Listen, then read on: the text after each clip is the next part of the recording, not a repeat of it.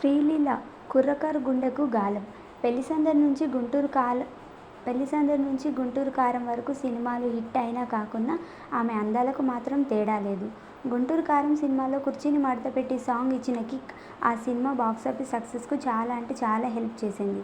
రవితేజకు అటూ ఇటూ అరడజను సినిమాలు లెక్కలో ధమాకా ఓన్లీ సక్సెస్గా నిలవడానికి కారణం శ్రీలీల డాన్సులు అంటే కాదనేవారే ఉండరు.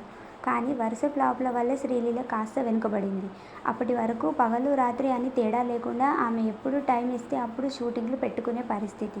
కట్ చేస్తే సితారాలో విజయ్ దేవరకొండ సినిమా చేయాల్సి ఉంది శ్రీలీల. కానీ ఆ ఛాన్స్ ఎందుకో మారింది. దానికి బదులుగా అన్నట్లు అదే బ్యానర్లో రవితేజ సరసన మరోసారి హీరోయిన్గా ఓకే అయింది. ఈ సినిమా నిన్నటికి నిన్న స్టార్ట్ అయింది. ఈ సినిమా పూజ ఫోటోల్లో శ్రీలీలను చూసిన వారు కాస్త అవాక్కయ్యారు.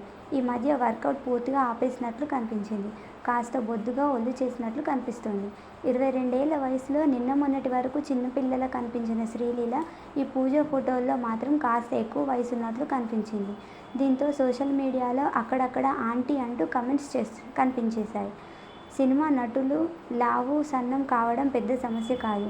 గట్టిగా 4 రోజులు వర్కౌట్ చేస్తే మళ్లీ స్లిమ్ అయిపోతారు. కానీ అలా దృష్టి పెట్టాల్సి ఉంది. అక్కడ మాత్రం తేడా రాకూడదు.